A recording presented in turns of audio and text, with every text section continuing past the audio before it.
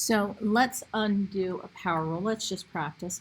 And then they throw in boundaries, so it's a definite integral, but I don't know. Anyway, so just like when we're doing any sort of or derivatives, I always told you to get it as nice as you can. Do any rewrites first. So I would rewrite this here as a t to the 1/2, and then I would distribute it in. So we would end up with a t to the 1/2 plus a t to the 3/2 dt. Now, we're just going to do the antiderivative first, and then we'll put the boundaries in. So our 1/2 power goes up by 1, so it becomes a 3/2. But when we divide by 3/2, just flip that over and multiply by its reciprocal. Same thing with our next one. That's going to go up to 5/2, but we're going to multiply by the reciprocal.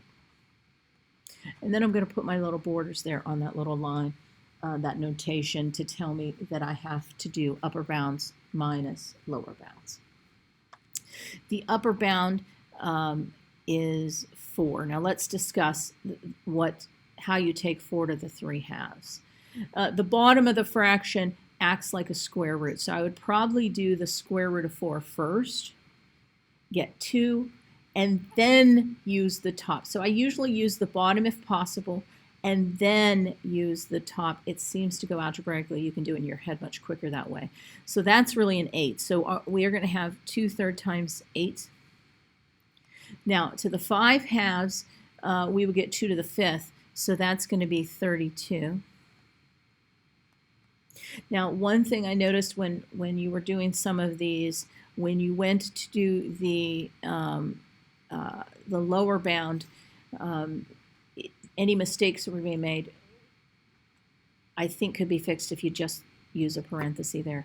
And remember that you are subtracting whatever you get. So if the thing is negative that you're getting, please, you have to account for the fact when you subtract a negative, it becomes a plus. But anyway, when we stick a 1 in, 1 to any power is still 1. So this is just going to be 2/3 plus 2/5. So what I like to do, what I found to be good, is I just left this thirds. I didn't try to do anything to it. That is 16/3, and that is 64/5 minus 2/3 and minus 2/5. Because we have some common denominators, I tended, so that I didn't have to jump right to a calculator, to blend them together first. So this is 14/3 plus 62/5. And then you can see our only denominators are 3 and 5. The least common multiple of that is 15. So we're going to get those to be 15ths. If I multiply 14 times 5, you get 70. If you multiply 62 times 3, you get 186. And then we can just add those together. 70 plus 186 is 256. Oop. Now 256 is a multiple of 2. It's like 2 to the maybe 8th power. There are no 2's contained in the number 15. So there is no way for us to go further. So just leave it.